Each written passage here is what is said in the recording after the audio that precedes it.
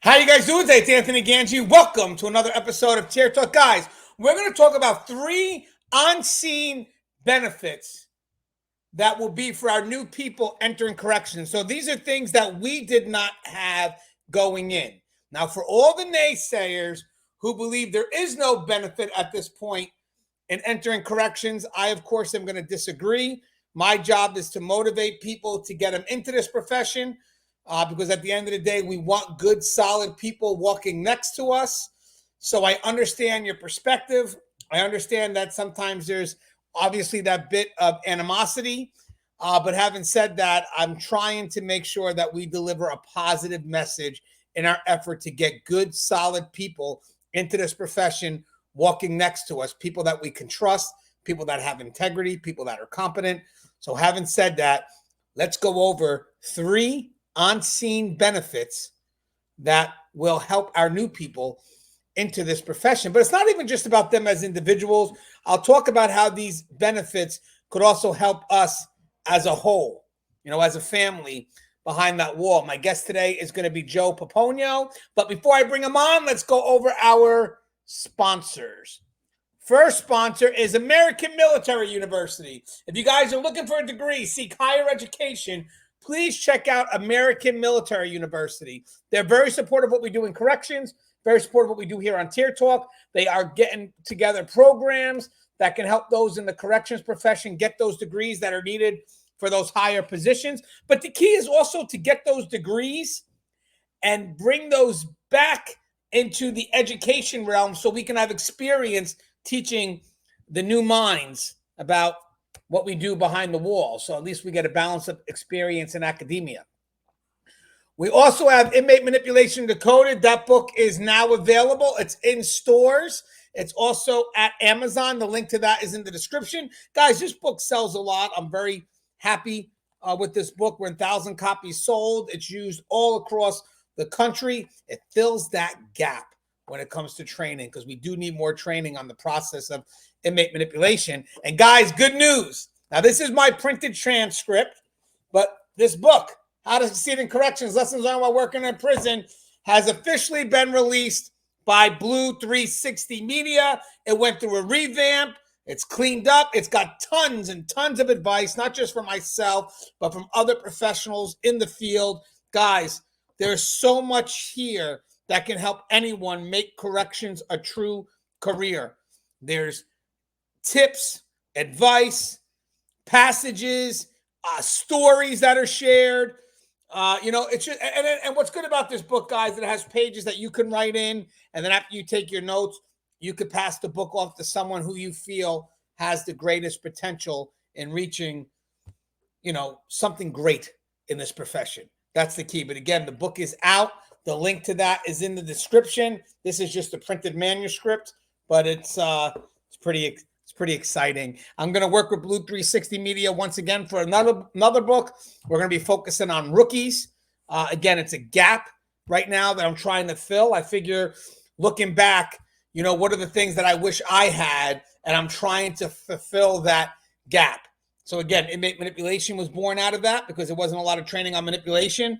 How to Succeed in Corrections is really just tips from everywhere. I can't explain. Leadership, working with different departments, inmate interaction, searches. I mean, there's just so much stuff in that book, but these are tips I wish I had along the way. So, and then for the rookie book, I think that right now there's a gap when it comes to training. So I'm hoping that I'm able to provide some knowledge in a little book that, just in case we don't have the academies that are stepping up, we can give people that book, and it will help balance some of the information, because you still need hands-on, but maybe there's some good insight that I can provide in a book that will help bridge that gap. Okay, so first let me get Joe on. What's up, Joe? What's happening, Anthony? How's it going? Joe, you're looking sexy today, just outright sexy. I've got my Jimmy Buffett shirt on, man. We're cooking down here at 111 degrees. Well, you know what, Joe? I could smell the Old Spice from here. as long as it ain't Bengay, man, we're good. It's not Bengay, not yet. So I'm going to be needing that soon. Hey, Joe, you mind introducing yourself to our audience? Absolutely. My name is Joe Pomponio. I am a retired lieutenant from the Texas Department of Corrections of 30 years. Currently working with the local sheriff's department in their jail facility, and panel member for Tier Talk. Yes, and we love having you, Joe. Now listen, guys. The channel's been put together to motivate people to get into this profession. There's always going to be the naysayers, but having said that, that doesn't really help us in the long run, in the long term. We want good people to stay in this profession. Recently, there was someone who commented on the YouTube channel about getting their criminal justice degree, and they can't wait to join us in corrections. There were a few people that pretty much told them it was a waste getting the degree, waste joining in the profession. I'm not into that. So what I wanted to do, to be fair, is I came up with 3 on-scene benefits that are things that we don't see on the surface right away that will help not just the individual who's putting in for the profession, who's trying to get in, but also help us as a team. So what I did was I came up with the individual benefit, what helps the new person, but then I try to apply that at a higher level and how that benefit will help us as well.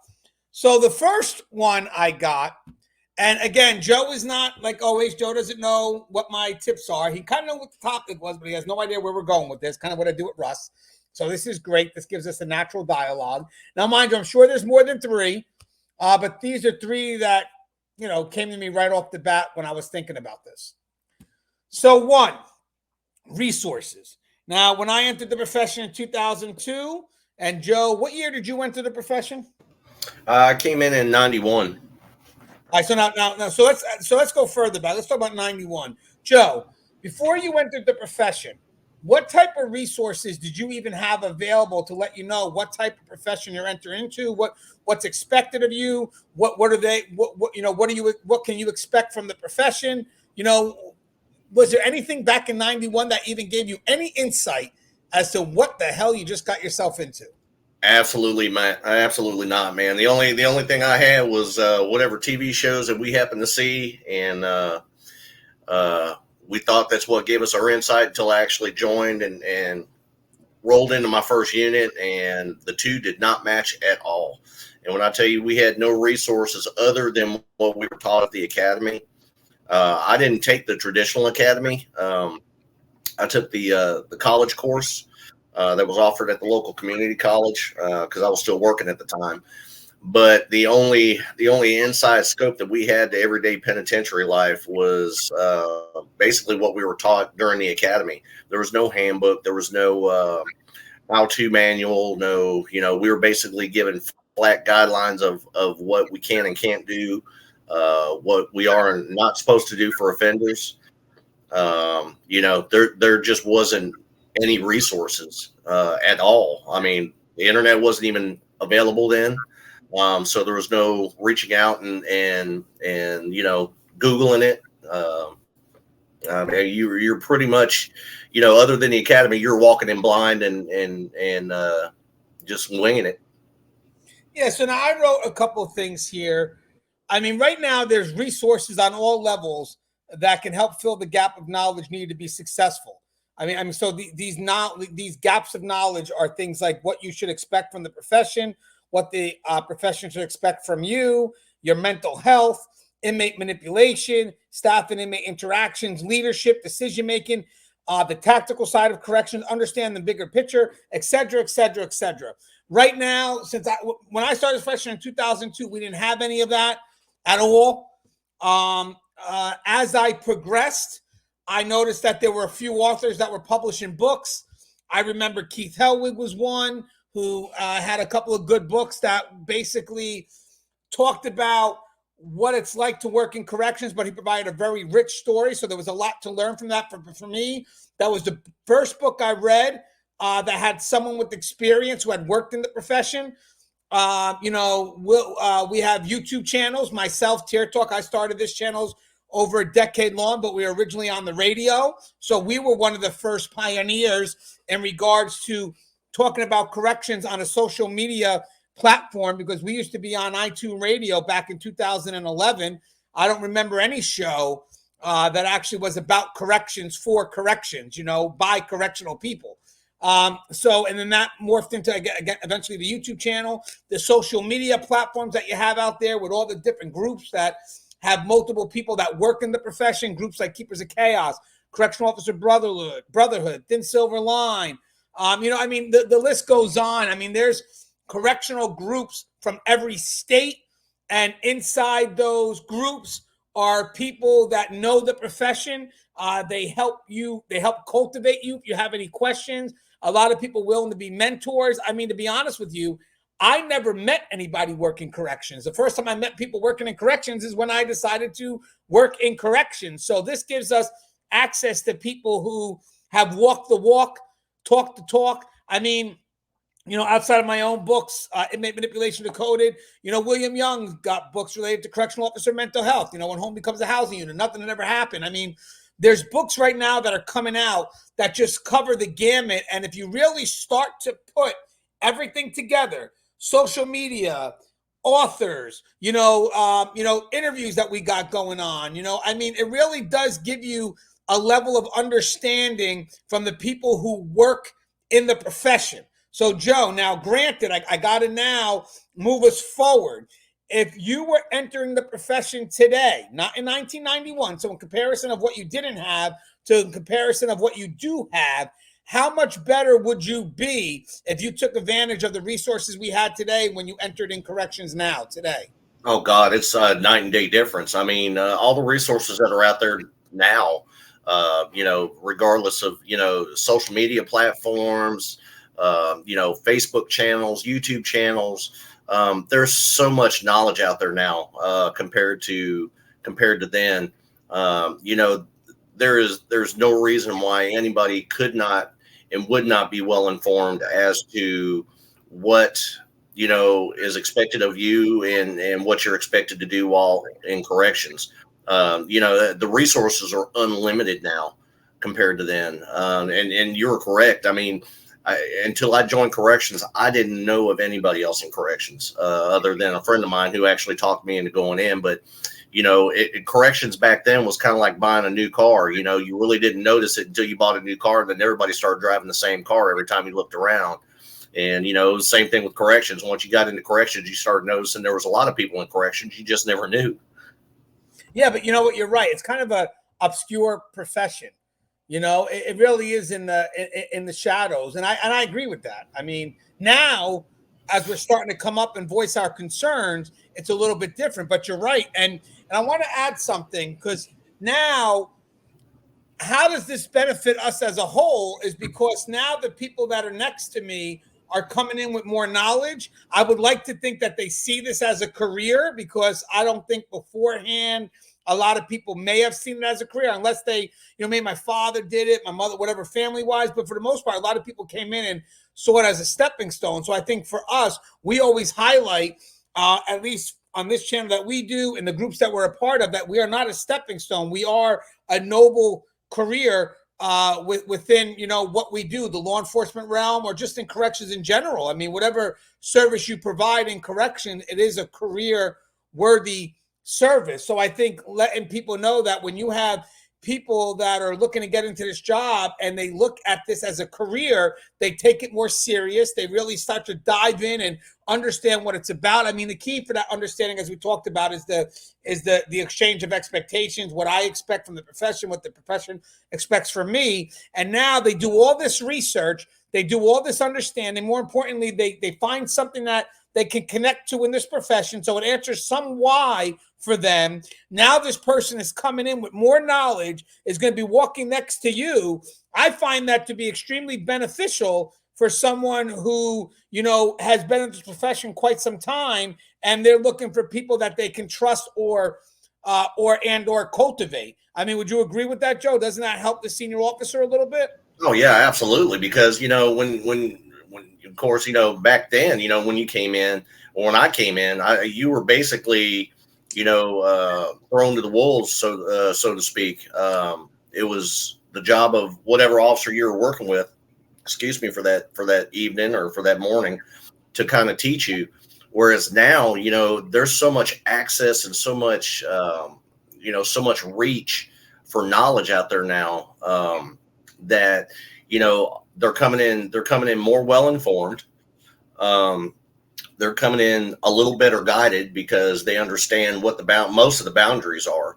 Of course, the academies will teach you the specifics, And, they're coming in with a lot more knowledge than, 20, 30 years ago when we first came in.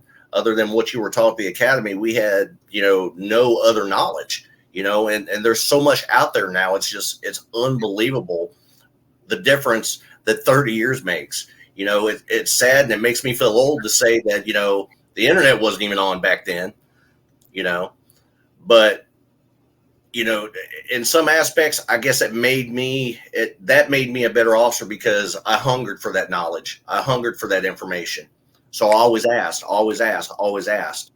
and now most of the officers coming in have either looked at one of the channels, either Tier Talk, Keepers of Chaos, Thin Silver Line. You get those generalized questions from the general people out there saying, "Hey, look, I'm actually looking to get into corrections, and I value the knowledge."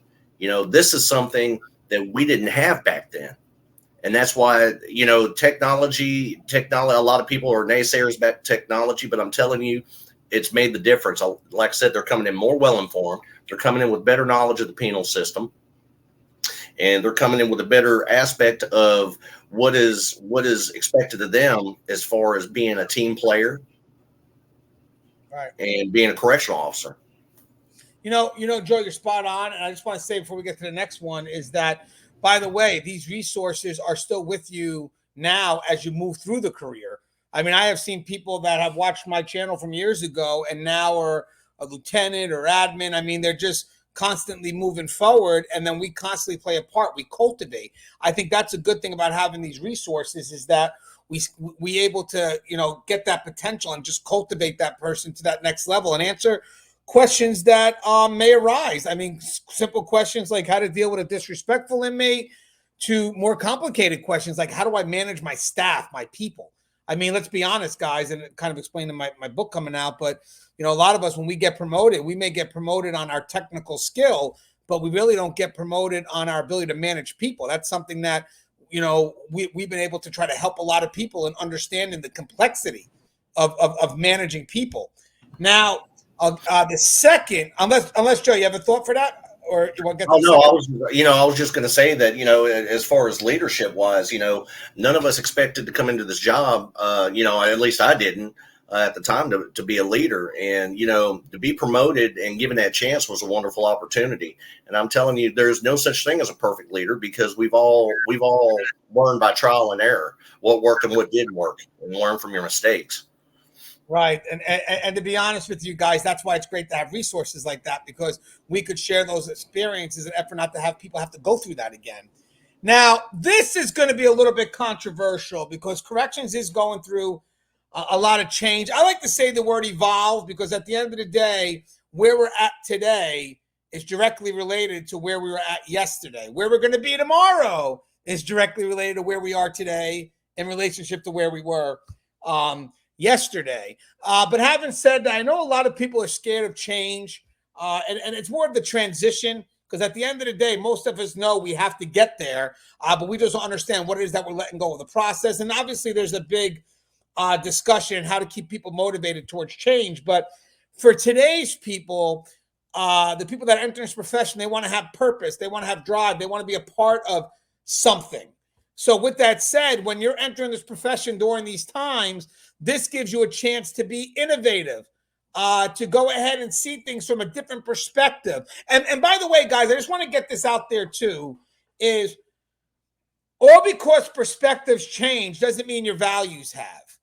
Let's get that in there, because, we are growing, we are changing, but our effort is how do we stay connected to what really makes us this, this great job, this great career, that safety, that security, and then how do we hold that as our core values and branch out with respect to that?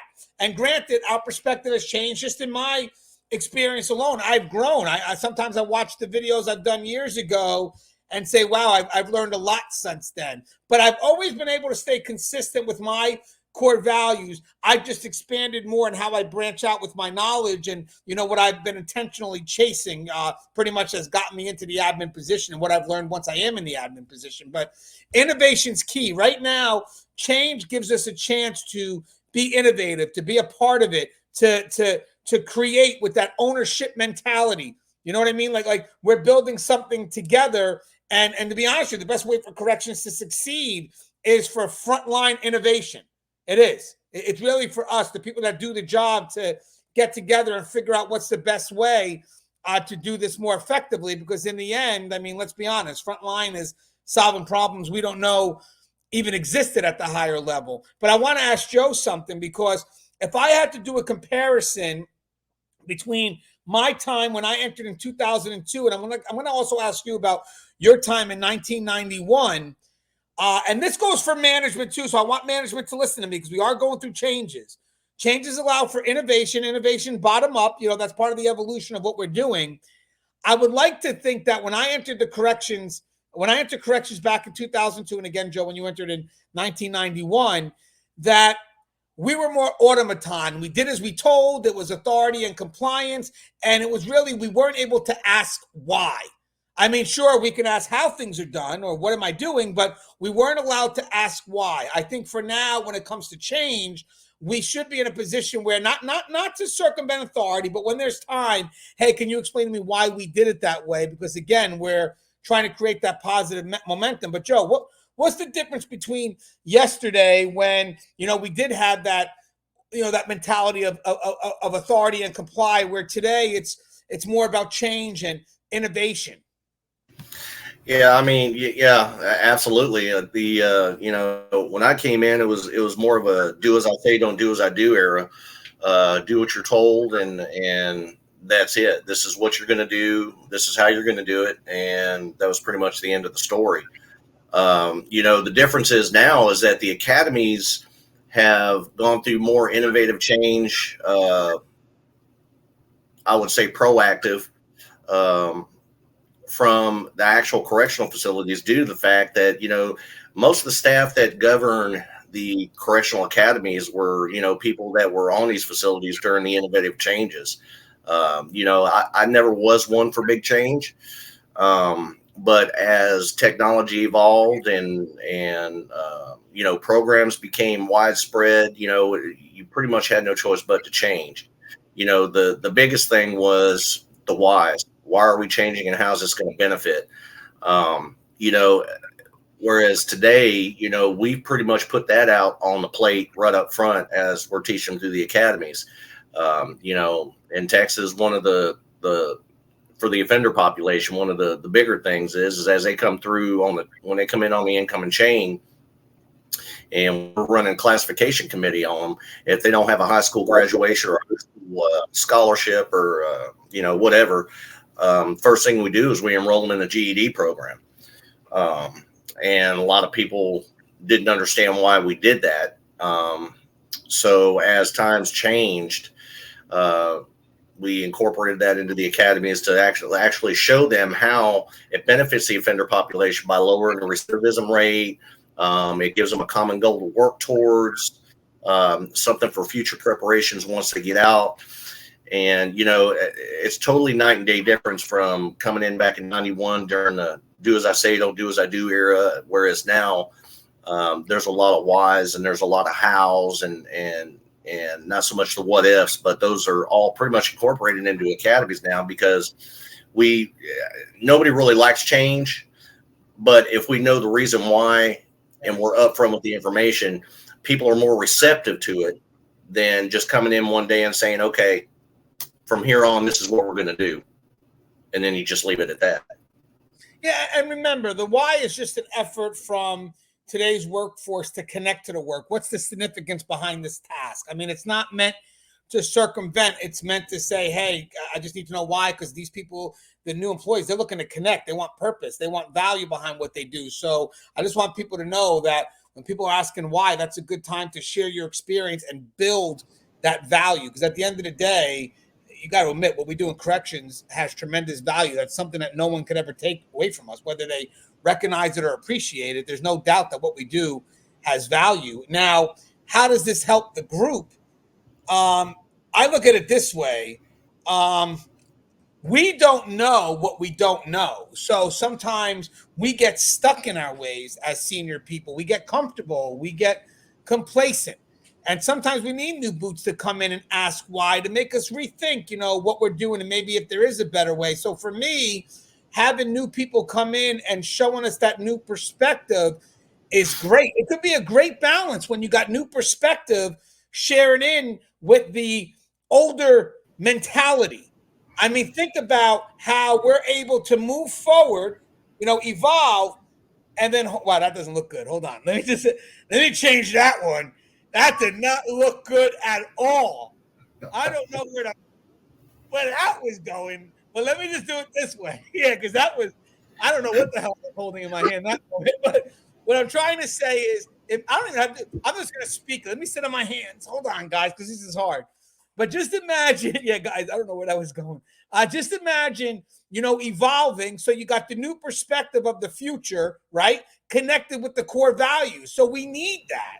You need that partnership, because if you don't have that partnership, everything we do in the future won't hold weight, and everything in the past doesn't matter. So if you put everything together and move forward from that perspective, it's beautiful. Innovation. Think about that. New perspective partnered with core values that we had in the past. It's an amazing, amazing dance that I think that's what could be brought into the profession as an unseen benefit for the new people. Hey, you get a chance to be a part of something that ownership mentality, take part in where we're going in the future. But for the senior staff, yes, also to be a part of it, but to see, where we are headed and how do you put what into where we're headed in the future. Because without senior staff's input, we don't make it forward. But the sad thing is, it's going to happen regardless, because the window's been open. Let's not lie. You can't close the window now. But Joe, what's your thought on that relationship with new perspective and the and kind of the older core values of the past? I kind of refer to that as the back to basics, meets streamline. The newer generations coming in have they have a broader aspect of how to get it done better and get it done quicker, versus the older school mentality. We were the chisel and pen style individuals. Like I said, technology has streamlined quite a bit. But as far as the two groups coming together to meet a common goal, you have to have the old school values mixed with some new wave technology and new wave ideas. It's just a matter of both communicating and getting it out there and finding a common goal in the middle. Yeah, and I'll be honest with you again. I hope people can see the benefit in that. I really don't think that has to be spelled out. If you guys can't see the benefit of that, it's because you're not choosing to look in that direction. So all I'm asking is, again, you could shift perspective. That doesn't mean you change your core values. Just sometimes we have to look at things differently, because at the end, if we're in it for the long haul, let's go at it and try to be positive. Because let's be honest, most of us, I don't want to be miserable in a profession I'm going to choose to do for 25 years. Okay, last one.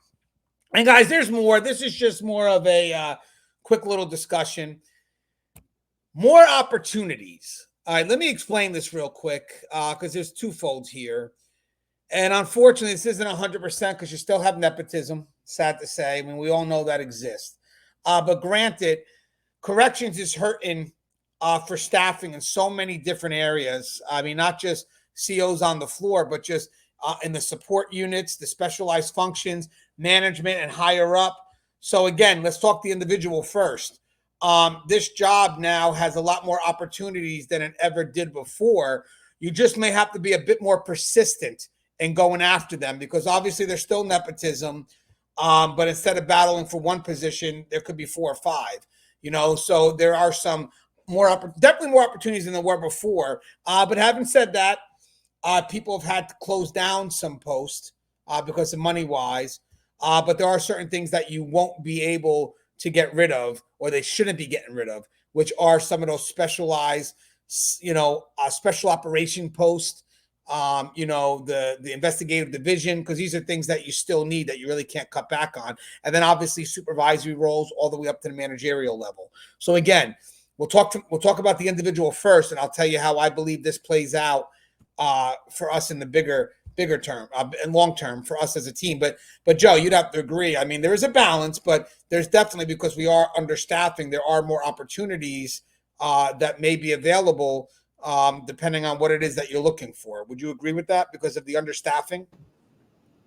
Oh, absolutely. The understaffing made it to the point now, especially in Texas, where you can damn near have any job that you want. It's out there. You just got to chase it.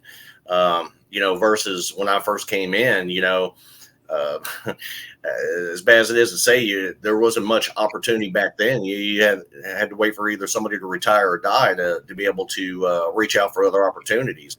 Now there's so many different departments related to security that there's a ton of resources of different jobs out there, not that are suitable for correctional officers, not just frontline security.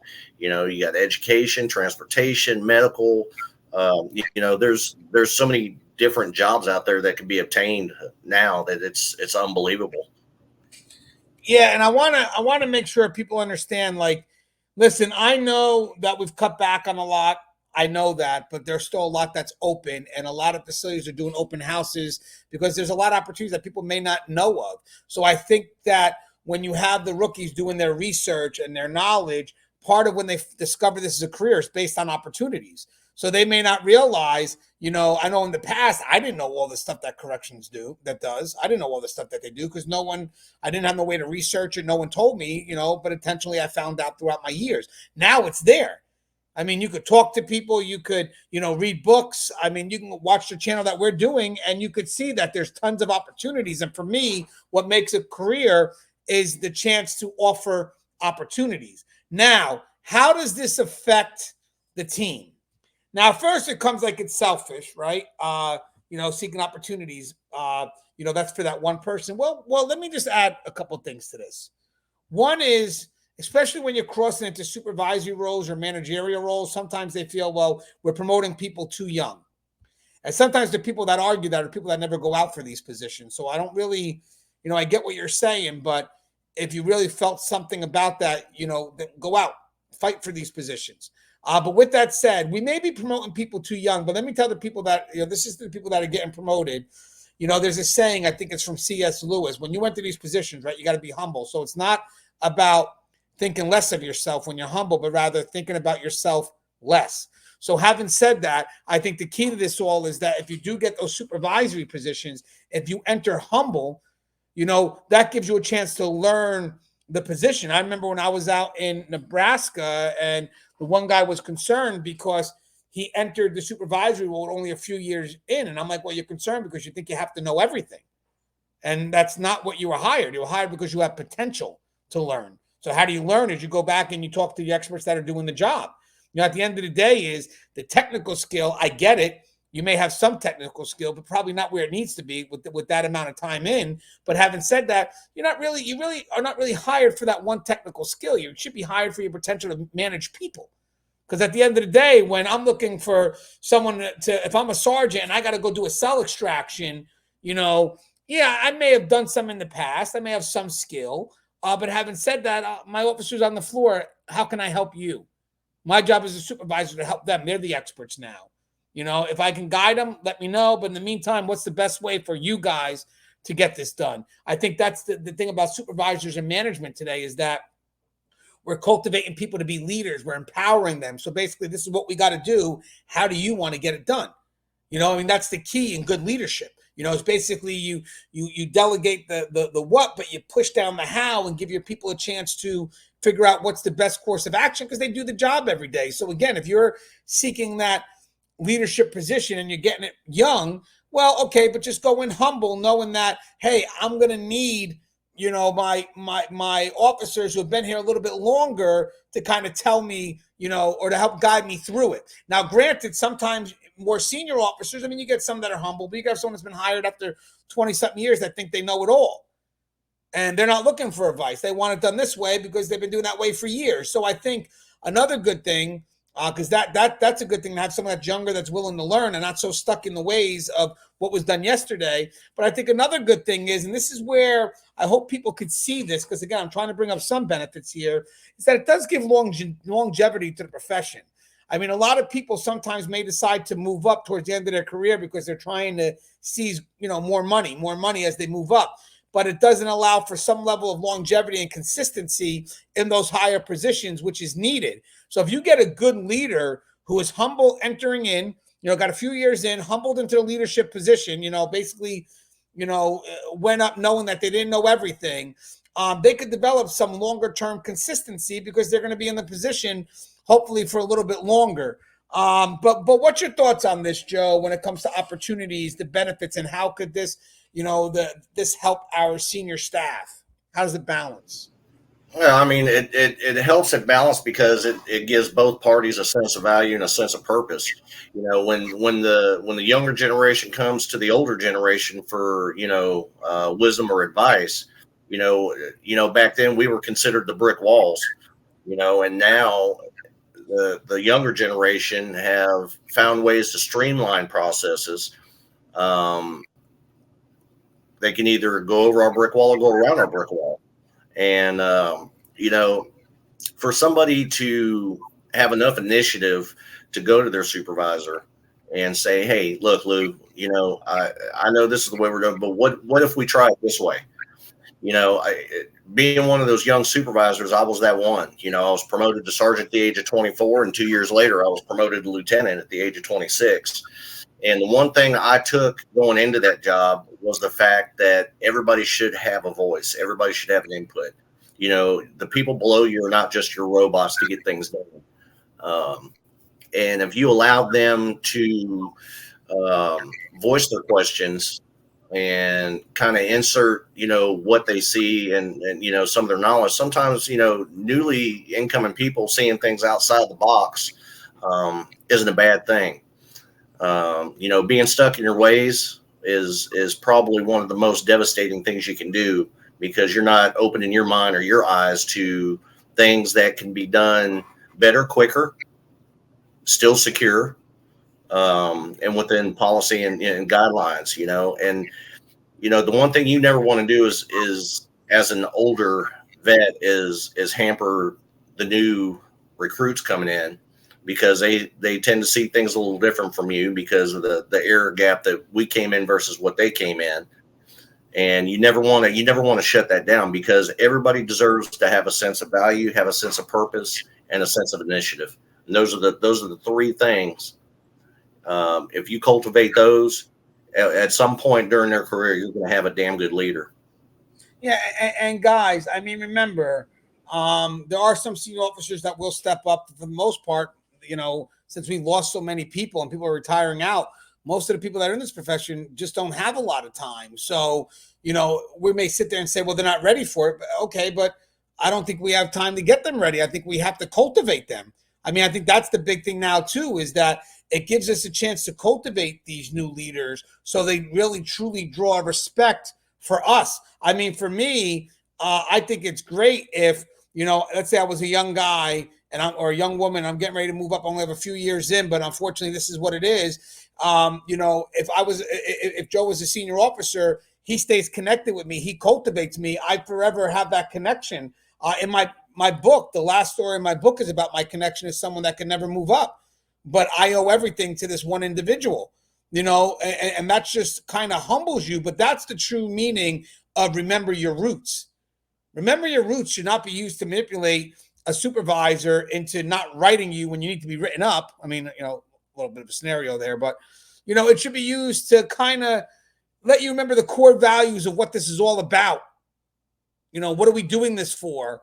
And I think that's the big key. And one of the stories in my book of when I expressed that connection that has stayed with me throughout my career. And I think the end of that story is more of like, I'm able to do my job because I know I have a good officer on the floor who's rock solid. And technically he's able to do his job because he has someone in leadership that he truly trusts. And again, that starts with that connection. So I think that even if I may not have the most amount of time, if I'm humble, then cultivate me into the leader you would want me to be.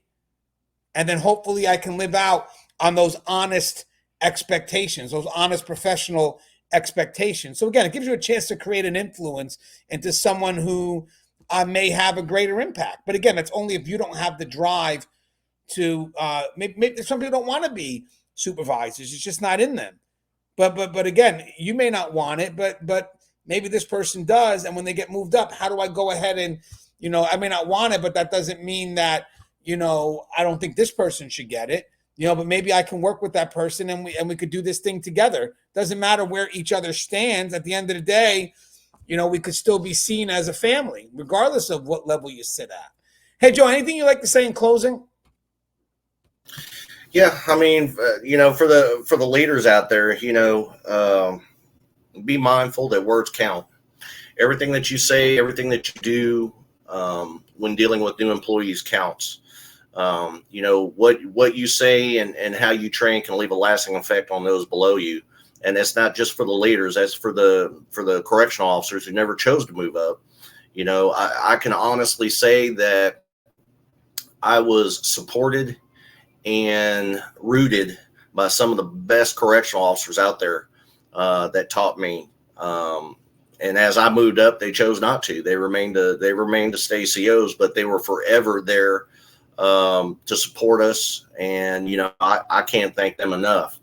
And that's why it's so important to be mindful of what you say and how you do things when dealing with the new employees, because what you say today leaves a lasting effect on them.